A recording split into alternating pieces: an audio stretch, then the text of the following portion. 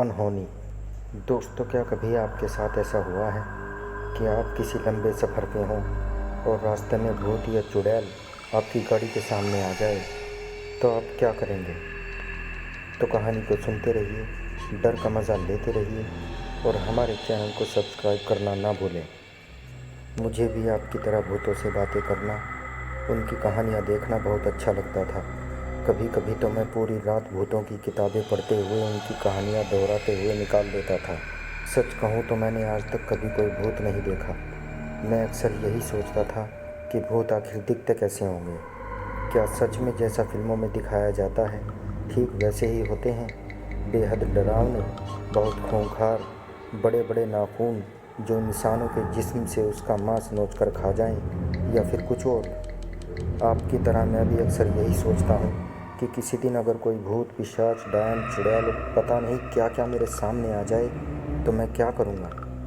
आखिर मैं उन्हें पहचान भी पाऊँगा या नहीं? पर उस रात के हादसे के बाद से मेरे ये सारे सवाल धरे के धरे रह गए। अब बस मैं ये दुआ करता हूँ कि आपको ये बुरी ताकतें ना ही दिखें तो बेहतर है। आप भी सोच रहे होंगे, क्या करें? ऐसा क्या हुआ मेरे साथ जिसने मेरी सोच को हमेशा हमेशा के लिए बदल कर रख दिया? तो चलिए, आज मैं आपको अपनी कहानी सुनाता हूँ। ये बात उन दिनों की है जब मैं अकेला ही कानपुर से दिल्ली अपनी मौसी के यहाँ जा रहा था। रात का सफ़र था, ऊपर से सर्दियों का मौसम। इस पर भी मैंने अपने लिए खिड़की वाली सीट बुक की थी। उस दौरान मेरी उम्र 23 साल की थी। मुझे बहुत अच्छे से याद है कि मैं खिड़की की सीट से अपना चेहरा बाहर निकाल कर सर्दियों का मज़ा ले रहा था और बाकी मौजूद पैसेंजर अपनी नींद का।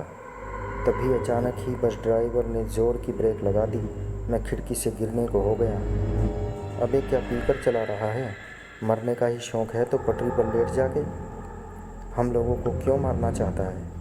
अचानक ब्रेक लगने से सबकी नींद हराम हो गई। सबका गुस्सा एक पल में ड्राइवर पर फूट पड़ा। पर कंडक्टर ने बात संभालते हुए कहा, अरे घबराइए नहीं, वो अचानक से बिल्लियों का जोड़ा बस के नीचे आ गया, इसलिए एकदम से ब्रेक लगानी पड़ी। पर कोई फ़ायदा नहीं हुआ, वो बेचारे ज़िंदा ही कुछ ले गए। कंडक्टर की बात सुनकर मेरे बगल में बैठे एक बूढ़े शख्स ने कहा, क्या तुमने बिल्ली के जोड़े को कुचल दिया? अरे आज अमावस है, काली अमावस। ये 12 सालों में सिर्फ एक बार ही आती है। इस दिन चुड़ैल, पिशाचिनी, डायन किसी जिन या भूत के साथ मिलकर खुद को और शक्तिशाली करती हैं। तुमने अनजाने में ही पर बहुत बड़ा अनर्थ कर दिया है बेटा। अब अनहोनी होने से कोई नहीं रोक सकता। बूढ़े शख्स की बातें सुन सबकी रूह कांप गई थी। बस में मौजूद सभी लोगों के चेहरे पर मौत का डर साफ दिखाई दे रहा था। बस में हम कुल 15 लोग ही सफ़र कर रहे थे, पर किसी की भी हिम्मत नहीं हुई कि कोई बस से नीचे उतर कर देखे। पर कंडक्टर ने बूढ़े शख्स की बातों को हवा में उड़ाते हुए कहा, अंकल, आप बुढ़ापे में सठिया गए हैं। कुछ भी अनाप शनाप बक बक करके मेरे पैसेंजर को भी डरा रहे हो। देखो कैसे हम आपको सही सलामत दिल्ली पहुंचाते हैं। ड्राइवर साहब, ज़रा बस को हवाई जहाज़ तो बनाओ और जल्दी से दिल्ली पहुंचाओ। कंडक्टर बड़े ही जोश से ड्राइवर से कहता हुआ उसकी तरफ देख ही रहा था कि उसकी आंखें फटी की फटी रह गई। ड्राइवर अपनी सीट पर नहीं था। ड्राइवर के गायब होते ही बस में हल्ला हो गया। सब लोग एक पल में बेचैन हो गए। तभी कंडक्टर ने सबको शांत कराते हुए कहा, अच्छा शांत हो जाइए आप लोग, इसमें घबराने की कोई बात नहीं।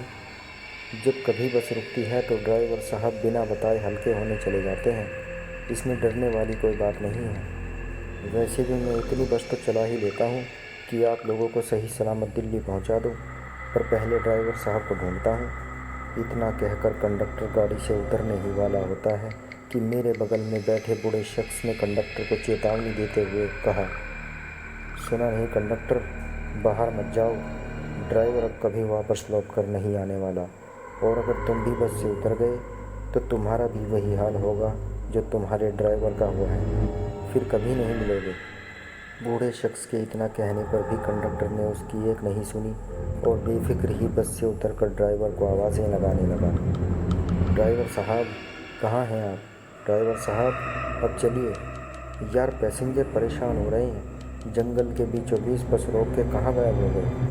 कंडक्टर चीख चीख कर ड्राइवर को आवाज़ें लगा रहा था। उसकी चीखों की गूंज पूरे जंगल में गूंज रही थी। एक तो शरद रात, ऊपर से डर का खौफ। ये मेरी ज़िंदगी का पहला लम्हा था जब मुझे यकीन हो गया था कि ज़रूरी नहीं कि हर बार डर आपके सामने कोई चेहरा लेकर आए। कहते हैं जब डर हवा में घुल जाता है तो हर एक सांस कीमती लगने लगती है। ऐसा ही कुछ हमारे साथ भी हो रहा था। सबकी सांसें डर के मारे गर्म हो गई थी कि तभी कंडक्टर की एक चीख ने सबका खून जमा दिया। सब लोग खिड़की से बाहर देखने लगे थे पर किसी को भी कंडक्टर दिखाई नहीं दिया। तभी अचानक से कंडक्टर का सिर बस के शीशे को तोड़ता हुआ किसी फुटबॉल की तरह हम सबके बीच आ गिरा। कंडक्टर का कटा सिर देख सबके पैरों तले ज़मीन खिसक गई। सब लोग डर के मारे चीखने लगे। सच कहूँ तो एक पल को कंडक्टर के कटे सिर में मुझे मेरा सिर दिखाई दे रहा था और अभी तो अनहोनी की शुरुआत भर थी। कंडक्टर के मरते ही बस के आसपास काले साए मंडराने लगे थे। अजीब अजीब सी आवाज़ें कान को छीनने लगी थी। डायन, तुम लोगों ने हमें मार दिया था, हम तुम में से किसी को ज़िंदा नहीं छोड़ेंगे। जिन्नात, हमारा मिलन तुम लोगों की वजह से अधूरा रह गया, तुम्हें उसकी सज़ा मिलकर रहेगी। आवाज़ें सुनकर साफ पता चल रहा था कि बूढ़े शख्स का कहा एक एक लफ्ज़ बिल्कुल सही था। एक डायन और एक जिन्नात बस के चारों ओर मंडरा रहे थे। मैं उन्हें अंधेरे साए में भी साफ देख सकता था। डायन और जिन्नात की आंखों में बदले की आग साफ झलक रही थी। वे दोनों हमारे खून के प्यासे ही बस के दोनों ओर घूम रहे थे। फिर एक पल तो ऐसा आया कि डायन की चीख से बस के सारे शीशे टूट लोगों के जिस्म में जा घुसे। किसी का गला कट गया था तो किसी की छाती। एक और जो लोग अधमरे थे वो डर के मारे बस से बाहर निकलकर सुनसान जंगल की ओर दौड़ पड़े। लेकिन जिन्नात और डायन ने किसी एक को नहीं छोड़ा।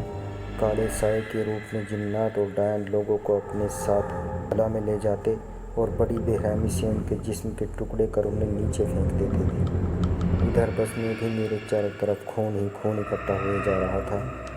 अब बस में सिर्फ हम दोनों ही बचे थे, मैं और एक बूढ़ा शख्स।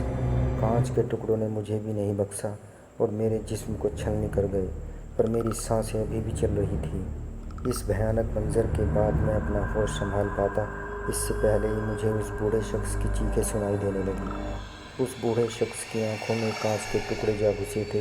वो पूरी तरह अंधा हो गया था। वो बस दर्द में चीख रहा था, तड़प रहा था। लगता है अब हम लोग ज़िंदा नहीं बचेंगे। वो डायन और जिन्नात हमें ज़िंदा नहीं छोड़ेंगे। मैं डरा सहमा बस की सीट के नीचे छिपा हुआ बस बूढ़े शख्स से कह रहा था और उस बूढ़े शख्स ने भी दर्द में तड़पते हुए मेरी बात का जवाब दिया। बेटा, किसी तरह हमें सुबह होने का इंतज़ार तो करना ही पड़ेगा। दूसरा और कोई रास्ता नहीं है हमारे पास। बस किसी तरह से ये रात कट जाए। बूढ़े शख्स की बात ख़त्म होती इससे पहले ही मुझे महसूस हुआ कि हम लोग हवा में ऊपर उठने लगे थे। जब मैंने खिड़की से बाहर देखा तो मेरी आंखें फटी की फटी रह गई। जिन्नात और डायन ने बस को हवा में उठा रखा था और ज़ोर ज़ोर से उसे गोल गोल घुमाए जा रहे थे। ये मंजर इतना भयानक था कि दिल के टुकड़े होने लगे थे। पूरी बस अब खून से लाल हो चुकी थी। मैं और वो बूढ़ा शख्स अनगिनत लाशों के खून से पूरी तरह भीग चुके थे। बाबा, रात तो काटना बहुत मुश्किल है। हमने जल्दी से कोई रास्ता नहीं निकाला तो हम भी इन लाशों के बीच एक लाश बनकर रह जाएंगे। आप कुछ तो बोलो। मेरी इस बात पर बाबा ने जवाब देते हुए कहा, बेटा, एक ही रास्ता है। हमें किसी तरह आग का इंतज़ाम करना होगा, क्योंकि बुरी से बुरी ताकतें आग के आसपास भी नहीं भटकती। बस हमारे पास जलाने के लिए एक माचिस के अलावा और कुछ नहीं है। ये सुनते ही मेरे दिमाग में एक आइडिया आया। बाबा, भले ही हमारे पास कुछ ना हो, लेकिन बस में तो डीजल भरा पड़ा होगा। उससे हम उस डायन और जिन्नात को दूर भगा सकते हैं। बाबा और मैं बात कर ही रहे थे कि बस कब खुद ब खुद नीचे आ गई, हमें पता ही नहीं चला। पर अब सबसे बड़ा सवाल ये था कि बस से डीजल कौन निकालेगा, क्योंकि बाबा अंधे हो चुके थे और मैं अपनी जान खतरे में नहीं डालना चाहता था। पर मन मारकर भी मैंने अपनी जान दांव पर लगाई और बस के बाहर जाने का फैसला किया। मैं अभी बस से डीजल निकाल ही रहा था कि मुझे बहुत तेज़ी से ठंड लगने लगी। मेरे आसपास काले साए भटकने लगे। मैं तुरंत ही समझ गया कि वो डायन और जिन्नात मेरे आसपास ही मंडरा रहे हैं। मैं आधा बोतल डीजल ही गाड़ी से निकाल पाया था कि मुझे डायन की हंसी सुनाई देने लगी, जिसे सुनकर मैं कांपने लगा। मैंने कांपते हुए अपनी गर्दन ऊपर उठाई ही थी कि मैंने देखा कि वो डायन मेरे सिर के ठीक ऊपर हवा में उल्टी लटकी हुई है और मुझ पर ही हंसे जा रही थी। सच कहूँ तो मैं भी समझ गया था कि मैं ज़िंदा नहीं बचूंगा, पर तभी बाबा ने चिल्लाते हुए कहा, ये लो बेटा माचिस, और बस को ही जला दो, मेरी फिक्र मत करो। इतना कहकर बाबा ने खिड़की से माचिस बाहर फेंक दी, जो ठीक मेरे पैरों के पास ही आकर गिरी थी। मैं माचिस को उठाने ही वाला था कि मैंने देखा कि बस के नीचे जिन्नात ड्राइवर के जिस्म से मांस नोच कर खाया जा रहा था। उसके मुंह से अंतड़ियाँ बाहर निकल रही थी। ये खौफनाक मंजर देख मैंने डर के मारे डीजल की बोतल फेंक दी और तुरंत ही माचिस से बस में आग लगा दी। जिन्नात तो तुरंत ही साया बनकर गायब हो गया, पर बस ने आग पकड़ ली और वो बूढ़ा शख्स भी बस के साथ जिंदा जलने लगा। आग की रोशनी देख डायन और जिन्नात का कुछ पता नहीं था। मैं भी सुबह होने तक जलती बस की आग के साए में बैठा रहा और सूरज की पहली किरण के साथ ही वहाँ से चला गया। उस हादसे के बाद अब मैं किसी से भूत पिशाच जिन्नात या फिर डायन की बात नहीं करता, बस अब इन सब पर यकीन करता हूँ। तो प्यारे दोस्तों, अगर आपके साथ भी कोई ऐसा हादसा हुआ है तो कमेंट बॉक्स में ज़रूर बताएं और हमारे चैनल को सब्सक्राइब ज़रूर करें। बहुत बहुत शुक्रिया।